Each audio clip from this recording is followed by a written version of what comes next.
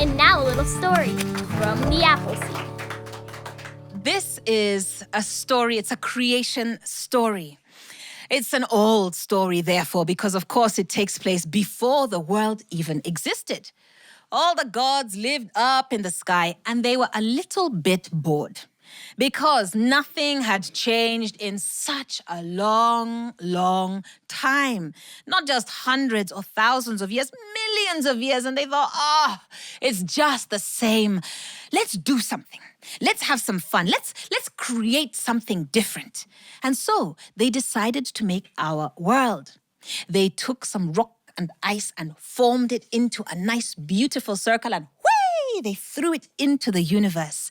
And it found its little spot.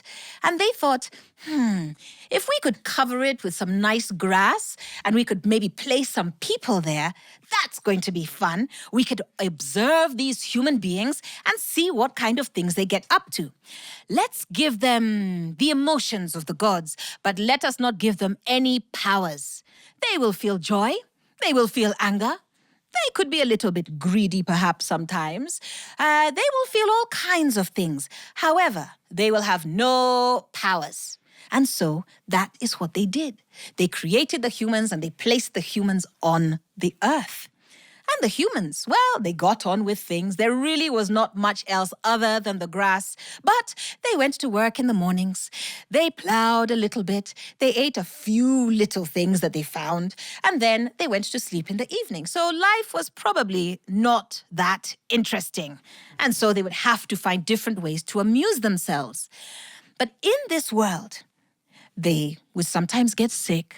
But they were never scared when they got sick. They just thought, it's really not a very good thing, and hopefully this person will get better, and if they don't, well, then that is a shame. There was no fear in the world at all. People were not afraid of death. They thought, well, when it comes, and we shall just simply move on to another life. If people were annoyed at something, they were not afraid to speak their minds because they thought, well, I shall say what I think and then we will find a way to solve it. If people came from another part of this rich grassland, they were not afraid because they thought, yes, these people could come with different ideas and some blessings. And so life was lived like that. Until one day, the sun came ever so close to the earth and the people began to feel unbearably hot. It was so uncomfortable, sticky and sweaty and awful, and they cried out, please help us, please save us, we cannot take this anymore. And suddenly, a huge crack appeared in the sky and it parted wide and a tree, the baobab, the tree of life, floated down from the heavens and planted its roots into the earth. They had never seen such an object before, but they saw that these branches and leaves gave such cool shade, and so they flocked towards it, and they rested. And so it was that life continued, until a few weeks later, the sun came so close to the earth with such a vengeance. It was much hotter than the previous time, and the people could hardly breathe. The air was so warm. They raced to the baobab tree, but even that did nothing to help them. Please help us. Please save us. We cannot take this anymore. And the gods listened. Crack, crack, crack, crack, crack, crack. A huge crack appeared in the sky, and suddenly a lake floated down. It placed itself on the ground, the first lake, and the people had never experienced anything like this before. And so they placed their fingers in it, and it was quite cool and refreshing, and soon they were diving in, they were splashing, refreshing themselves. It was wonderful.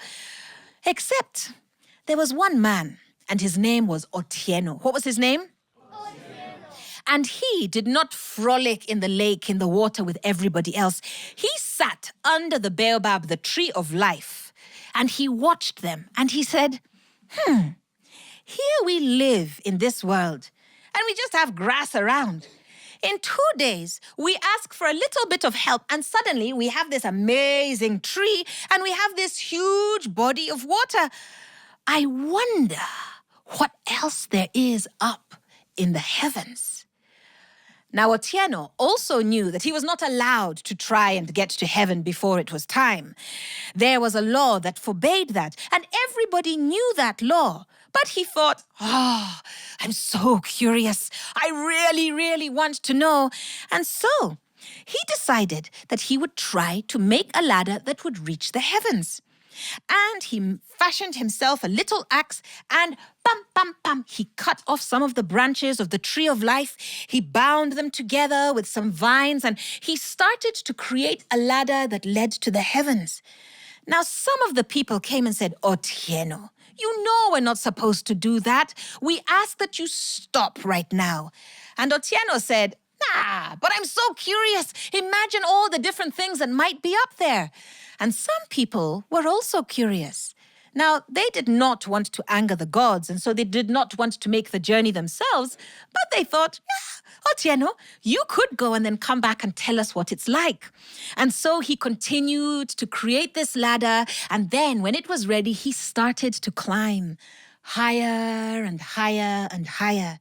And some of those people called out, Shuka, Shuka, Shuka, Shuka, Shuka. Come down, they called. And others, they said, Panda, Panda, Panda, Panda, Panda. And he listened to those who yelled, Panda, climb higher and higher. And he was having a most wonderful time. It can sometimes feel rather good to be ever so naughty. And there he was, climbing so high until suddenly, pop, his head popped up into heaven. And he looked around and, things that he had never seen before. He saw magnificent mountains. He touched this white stuff that was really cold. He had no idea what that was. He wandered around. He saw trees like the one that was on earth and others of all shapes and sizes, different branches. He saw birds for the first time. He saw the butterflies and insects. He saw strange-looking creatures with 4 legs and fur. He had never seen these kinds of things before. He was taking in everything. He saw a waterfall. He saw a river. He saw a rainbow in the sky, and he thought, I am so happy. But of course, his presence had been noticed by the gods, and they were not happy at all. They said, who is this human? Who is this man who thinks that he can disobey the laws that we have given to the humans? How dare he? But they watched him as he made his way happily through the heavens, and then he saw them. They were gathered there in front of him, and they were not looking very happy at all. And he thought to himself, oh dear, I might have overstepped the mark. I'm sure they're now going to punish me, and I probably deserve it too. So he made his way forward, and the gods spoke to him and said, Otieno, why are you here? And Otieno said, I was so filled with curiosity. You gave us such wonderful things in such a short space of time. Oh, please, let me just enjoy it for a little while longer. Now, the gods knew that he had to be punished. There was no way around it, but they could not agree on what punishment to give him. I mean, they could make him sick, but that wasn't going to do anything. They could kill him, but he was going to die at some point anyway, so that was a rather useless and pointless punishment. And then they thought, let's just test him. Let's just see how he's going to behave in future. And so they called Otieno and they said, Otieno, anything that you can see here, if you like it, you are welcome to take it down to the earth with you when you go. Really? Really? Thank you. He was so excited. He began to imagine the applause and the reception that he would receive if he brought some of these magnificent things to the earth. And the gods, they allowed him to take whatever he wanted. He handed down the waterfalls. He pushed down the forests. All the herds of cattle, he made them go down. He even took the chickens and they flapped, and they landed very, very safely. He took everything that he could find down to the earth. And just as he was about to descend the ladder, they called him and said, Otieno, there is one more thing, but this one is just for you. It's a calabash, and you must wear it around your neck, but you are never allowed to look inside. Now, Otieno thought, I will never need to look inside because when I go back, the people will think of me as a god myself. Oh, they're going to love me. I will have no need to open this calabash. And so he accepted it, and they placed it around his neck, and they lowered him down that ladder.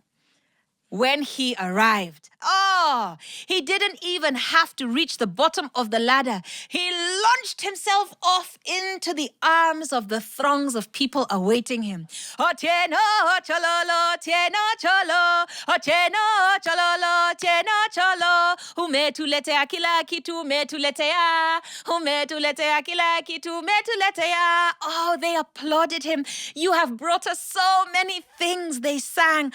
They told him how wonderful he was. They told him how incredible he was. Oh, Otieno, look at all of these things that you have brought to us. Thank you. Thank you. And Otieno, he floated on this adoration for a long, long time. But we humans can be quite funny about things. We get used to things quite quickly. And soon, people realized that, we can go swimming in the river anytime. People would go and dive into the waterfall, and it was wonderful fun. People became used to going for lovely long walks through the forest, for hiking over the mountains. The people became very used to this new way of life, and so soon the adoration and the applause for Otieno began to decrease in frequency. He no longer had people racing towards him and telling him how wonderful he was. People did not bring the gifts in the way that they used to, and he began to miss it. He thought to himself, I really liked that. And slowly, his attention turned towards the calabash that was around his neck. Now he knew that he had angered the gods before, and he didn't really want to anger them again. And he thought, Otieno, just be reasonable, be rational. You have already broken the law. Don't do it again. But of course, his curiosity was far too great until he couldn't take it anymore. He took the calabash from round his neck. He placed it on the ground. He took his axe. He raised it up into the sky and bam! He hit the calabash, and as it burst open, great swarms of black ash floated around. They settled onto the ground, and they began to form little droplets, and these droplets began to swarm all over the earth. And as he looked at them, he thought, that doesn't look very nice. And they slowly began to make their way towards him, and he thought, that feels a bit uncomfortable. Some of those little droplets made their way to his leg, and he tried to flick them off. It didn't feel very nice. He thought, this is quite unpleasant. But they made their way higher and higher until they reached his ear, and in they crept. And suddenly his eyes began to glaze over, and when he opened them, the world looked a little bit different. He didn't know what it was, but there was a strange feeling inside him. And then suddenly he looked up and he saw somebody descending the ladder. And he was overcome with this incredible feeling. He didn't know what to do with himself. All he wanted to do was to run away and hide. He had never, ever felt like doing anything like this before. It was a woman. And as she came down with her blue robes floating out in the air, he thought, what does she want? I know who she is. It is the goddess of compassion. What does she want with me? This is terrible. She'll do awful things. She'll punish me. She might kill me. What am I going to do? And he raced behind the baobab tree and he hid. And the goddess of compassion, she made her way all the way down the ladder. And she gently approached Otieno and she said, Otieno, you have done a terrible thing. You have unleashed fear into the world. Fear? What is fear? It is a tiny death that lives inside you.